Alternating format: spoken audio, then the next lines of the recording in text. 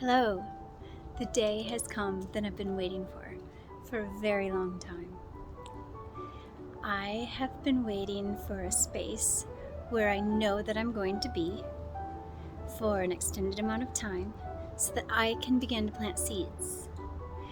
In order for me to be inspired to plant seeds and start a garden, I have to know that I have a firm foundation and that I'm going to be here to take care and tend the seeds that I'm starting. So just wanted to share with you today that process, and hopefully you'll learn a little something. I've been doing this really ever since I was born. I grew up on a farm.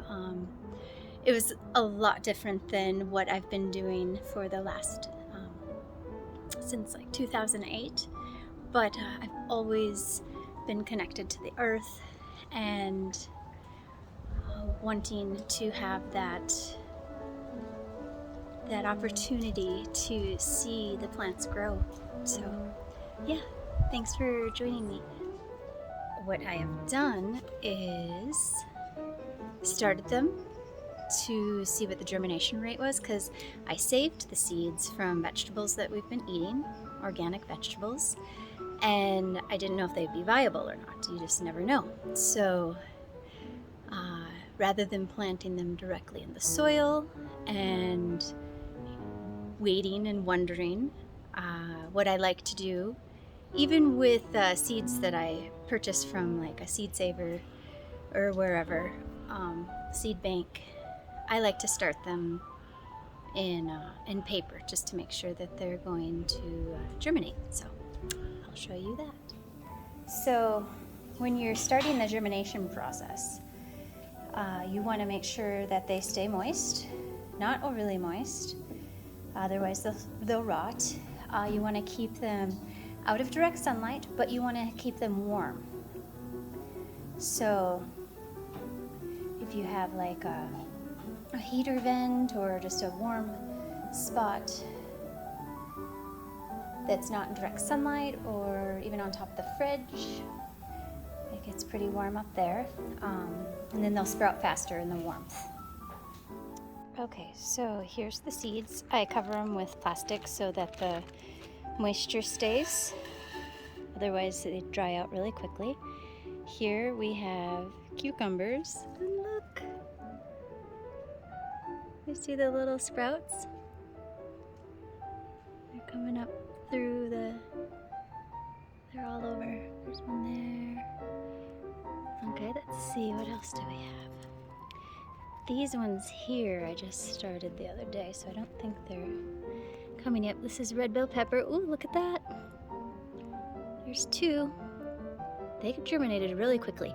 I didn't have them by heat, and it gets pretty chilly here at night, so once I started putting them by heat, they germinate faster. Let's see, these ones, did I write that? Actually, these are the habaneros. Yeah, those ones I started about 5 days ago, and here's the red bell pepper, and they have not gone yet. And here is the jalapeno pepper. We really love spice, so we like to do the pepper garden. There's a couple there. 1, 2, 3, 4, 5. Wow. Okay, so what we're gonna do next is put soil in these rolls we just saved from our toilet paper, unscented. Otherwise, it's just kind of gross. And also have a paper towel roll I'm going to cut in half. Have some good soil here. So I'm going to go ahead and fill these up with the soil. Okay, so what I'm doing here is I'm filling them up about 3/4 full, because then the seed will go in, and then I'll cover the seed with the last quarter that's left in the roll. And you can You can put organic matter in organic matter in there, but if there's like big sticks or bigger leaves like this, you kind of just want to throw them out. But the smaller things don't really matter. And there's so many health benefits to digging your hands in dirt. It just calms the nervous system. For me, I just feel so much calmness when I'm doing this, and the smell just brings back a nostalgia. I grew up on a large crop farm. It was unfortunately it was a monsanto farm, so I learned what not to do. But it just brings me back to those days of plowing the fields and that smell. I love the smell of dirt. So yeah, it's just something that brings my heart a lot of joy. Up until 2017, so from 2008 to 2017, I was doing my own gardening. Got really big and was growing excess produce, so then I was able to start bringing it to the local farmers markets and a couple restaurants and some other local shops. But then life shifted, and I moved away from doing that.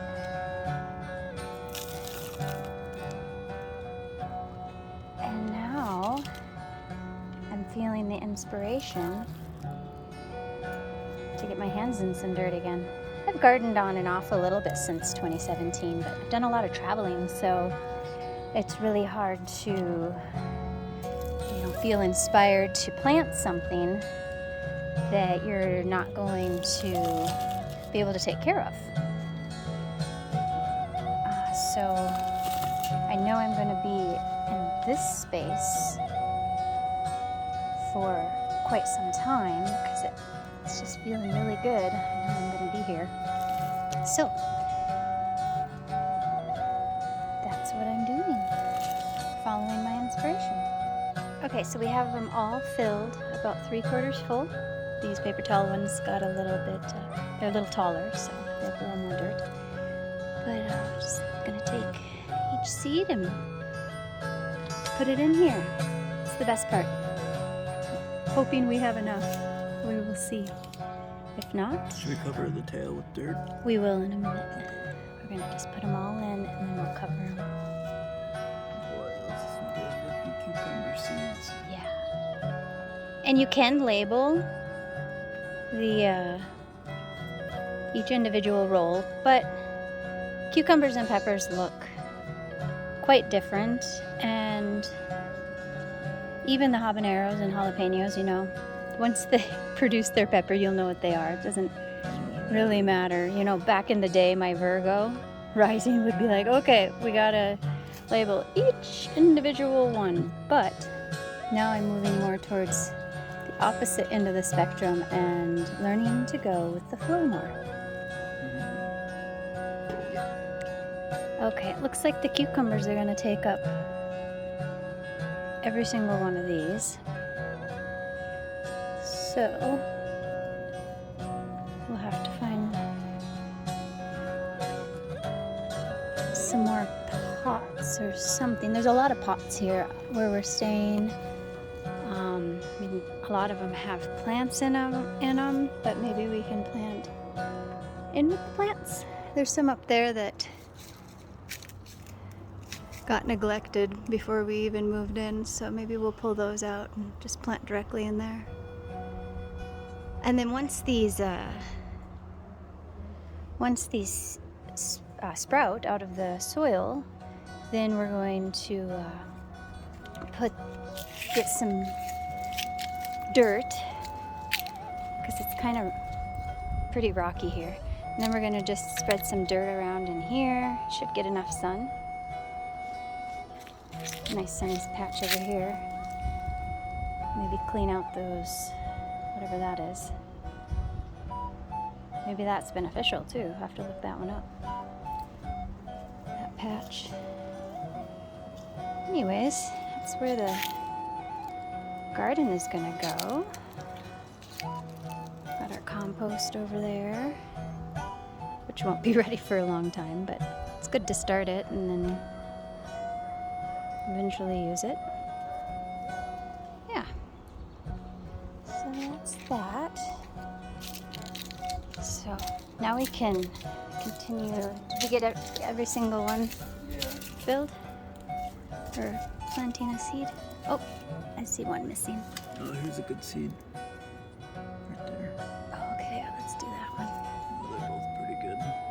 You could even, well, not with these.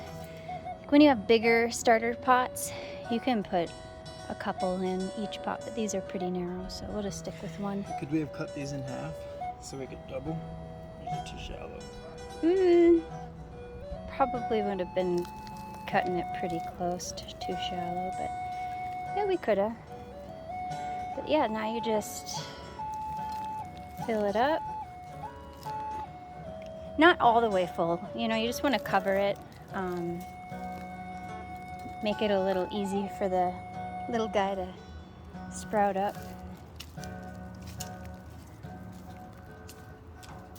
Hitting some rocks here. Don't really want rocks in there.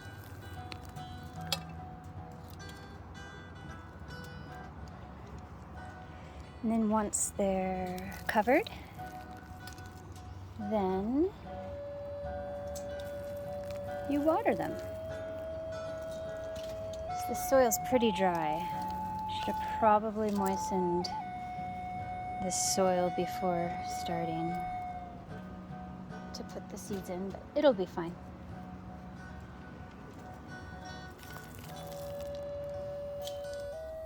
Okay, so I found a pot that just had some weeds growing in it, and that's where we're going to plant the peppers. I'll show you here. So it's just got these little, there's a clover in there, but basically just what most people would consider weeds. So we'll clean it out, get all the leaves out. You could even, there's tons of leaves here. Once they start coming up, so you don't want to put them over, you don't want to put like a mulch directly over the seeds before it sprouts. Otherwise, they have a harder time popping through. But once they sprout, we can use all these leaves to mulch, and it will hold in the moisture. So, yeah. I'm gonna plant the pepper seeds next. Okay, there's the jalapeno, and it's not too solid, but it's kind of rocky. We'll just deal with it, I guess, because it's just like little tiny guys. Don't want to sit here and pick them out forever. I remember growing up, that was the worst job ever, was going out into the field, big field, acres upon hundreds of acres, and having to pick rocks. And that was our job, me and my sister and brother, till we got old enough where we could drive the machinery. So we'll just make some holes. Yeah, it might be kind of close together for peppers, so maybe we'll do every other. We'll do like 8 inches in between. Should give some good space. Let's see. There, so we'll get about 1, 2, 3, 4. We're gonna leave that clover in there because it's a nitrogen fixer and he's not gonna hurt nothing. And 5. We'll fit 5 peppers in here. And we've got the habanero. How many habaneros? 1, 2, 3, 4, 5. Perfect. So, 1. Oh. into my finger. kind of slimy. There we go. 1,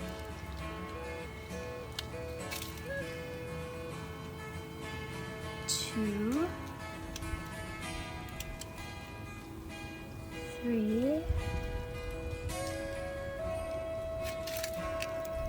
4. Sorry, my video, I'm like probably all over the place. Need to work on my videoing skills. And 5. Last little one in there. And again, you don't want to like cover them too deep. Just cover them with a little bit of soil. Maybe pat them down a little bit, gently, so you don't like hurt that little tiny little sprout that was coming.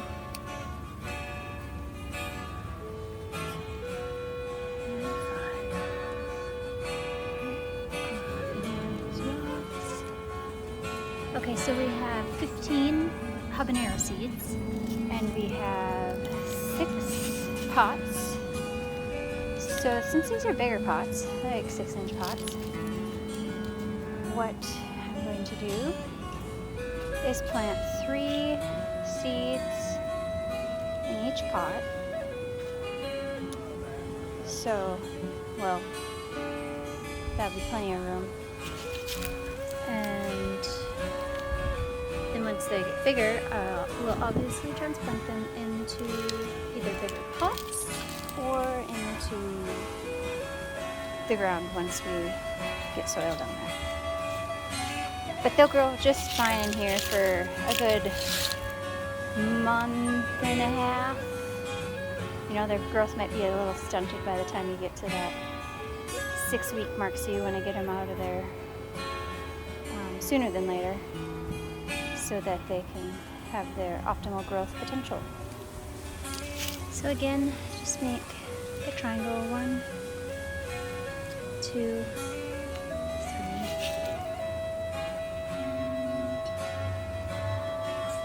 and then holes.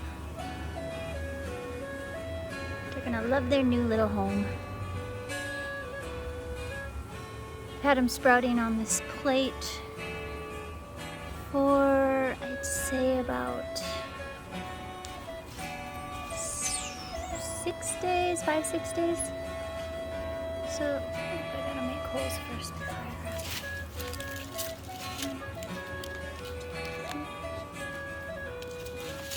We'll be over here so it's closer. See, look at how they like to stick. So you kind of just gently rub them off.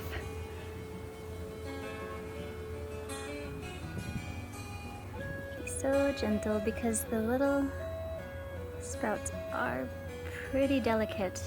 There's been times where when I was gardening thousands of plants that, you know, you just can only do so much, and some of them would get neglected and the sprouts would be like an inch long before they got into the soil. So I mean, it's fine. It doesn't hurt them at all, but you just have to be even more careful then when you're putting them into the soil, because they're even more delicate when they're bigger, longer. And they start growing through the paper. So you have to gently like rip the paper to get them out, but you know, if you get to them soon enough, you don't have to worry about that. Okay, now covering them up, and you can kind of leave a little indent, because then the water, it's not a huge deal in these little tiny pots, but when you plant into the soil, I like to make like little dams, like dirt dams, around each individual seedling, because when you water, then the water stays, it's like centralized around the plant, around the root. A little too much. All those leaves here, you don't want too much right on top, because it's harder for them to pop through. Okay, that's see. Oh, and then this one is left over. So I've got 3 and these 5 pots. 15 habaneros. Alright, now we're going to make a sprouting solution out of hydrogen water, which came from filtered. We put filtered spring water in the hydrogen maker, and this structurizes it too. You don't have to do it, it's just what we're doing. It's going to work well, especially if you have one of these machines. And we'll mix it with a little urine. This one's about 3 days old. You don't want to go too old because it'll be too alkaline and too strong. So I was thinking about 10% 3-day-old urine and 90% water. And that'll just give it a little bit of extra nutrients. There's lots of nano bioavailable nutrients in urine, as we all know, like gold, copper, silver, all the tissue salts. So I think that'll help the seeds quite a bit. It usually seems to do so. So there's our mixture, pretty weak, just so we don't, burn them. Okay, so what we're doing here is we're charging and structuring the water. We've got the Iteric air wands.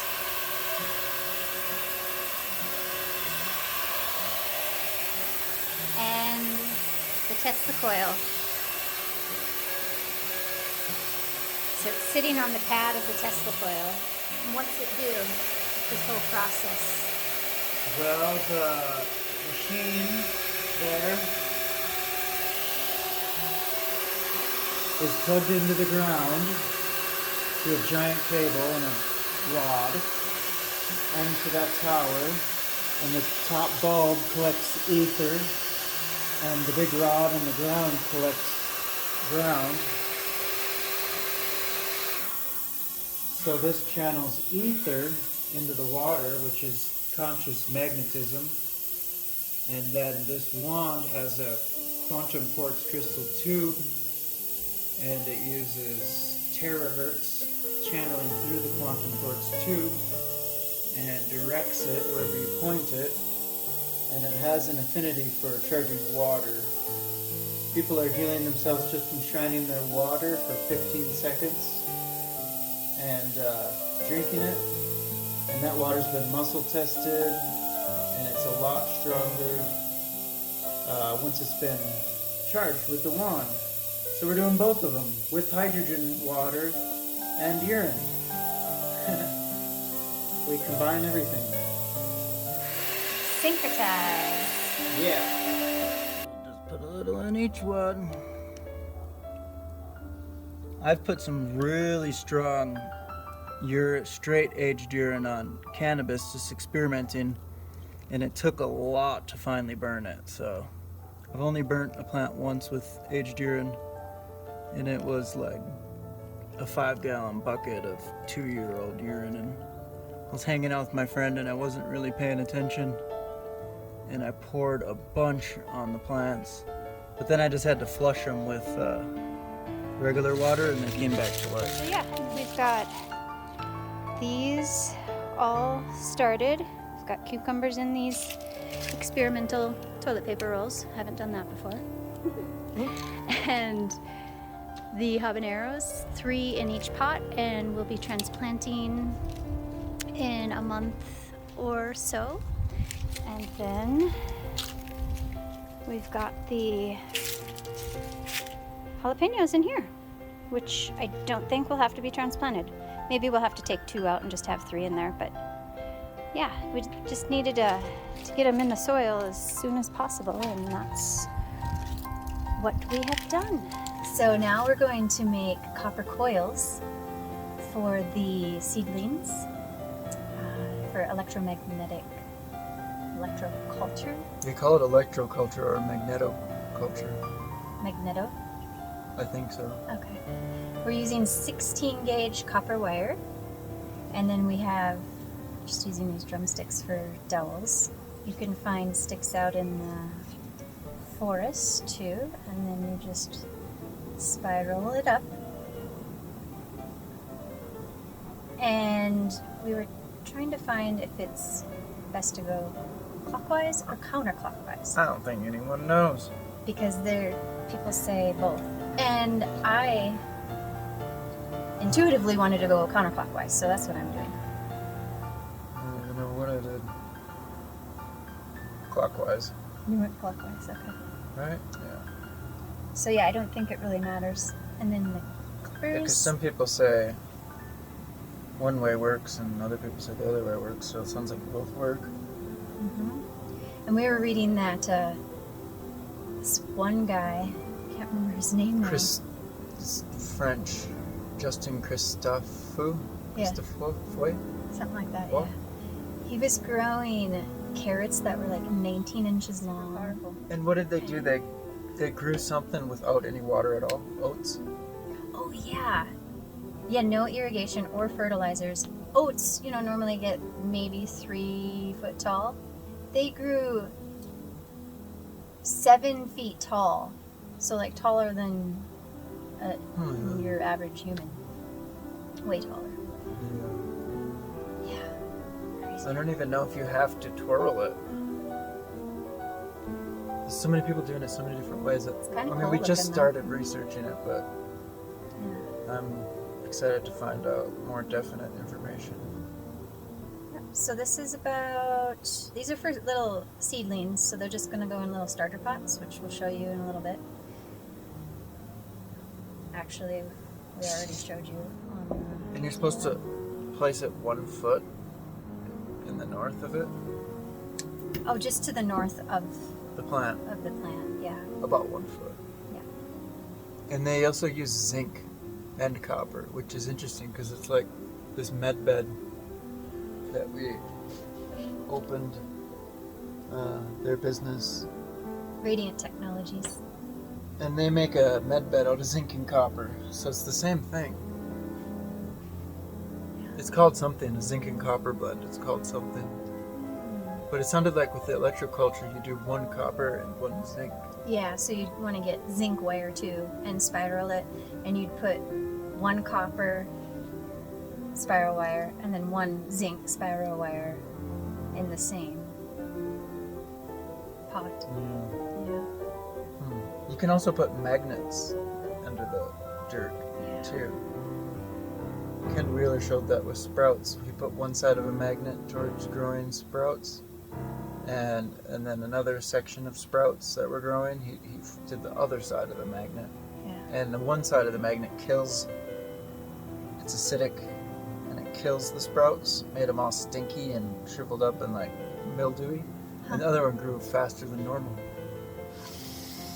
So we can get a whole fleet of magnets and find the right side and put them under it. Then you don't gotta, he said to put them 20 feet high, these things. And how far in the soil?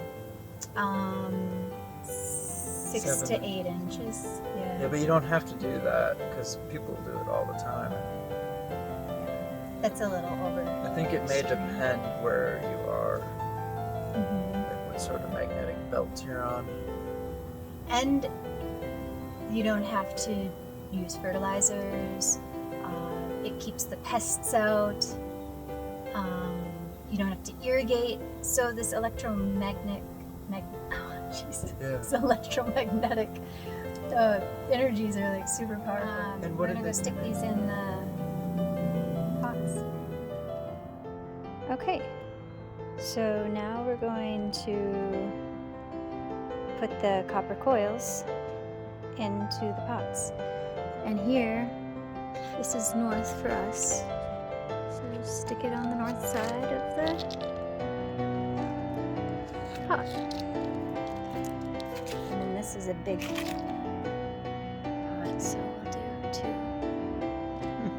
And there. Yeah. So that's Electroculture. First time trying that, so it'll be interesting to see the difference. Okay, so we wanted to give a shout out to Michael Dagan, who first inspired us on this journey with the electromagnetic culture gardening. He inspired us, and his channel, make sure to check it out. It is The Abandoned Scout Camp. He shares his music and poetry. It's some good stuff. And maybe his gardening too eventually. Oh, 'Cause yeah. he's got good gardens in his. He does. And he lives in this amazing space that he has made completely Wi-Fi free. Yeah, first pretty cool. it started out with the 1938 church, I think, which is just amazing already. And before, I think, the 40s or 50s, the building materials were like significantly less toxic, and they're all off gas, so that's good. Mm-hmm. And then he lined all the walls with a metallic insulation batting type of thing, and then shielded all of his 110 volt AC wiring with these tubes, so he wasn't getting any radiation from that. And then he put silver screens over all the windows, so he didn't get any radiation from outside. And then through his yard, he buried these. They're essentially like orgone things, and you point them north-south, and they're made out of like carbon and maybe copper or something. And then that enhances the chi in the garden and mitigates EMF, Wi-Fi, 5G, 4G. Didn't he say something that had something to do with like chemtrails too? Oh yeah, that's exactly what it was for. Yeah. Wow. So Like it would make any of the chemtrail deposits that would come down, it wouldn't come down in his area where he had these devices that he made. Real simple, I think. Yeah, and I wonder what else he's done by now. Yeah. Maybe something else. Maybe making some sort of generator. Maybe. For energy generator. Yeah. So, yeah, that's our friend Michael Dagan. Abandoned Scout Camp. I'll link it below. Thanks for tuning in and joining us in what we love to do.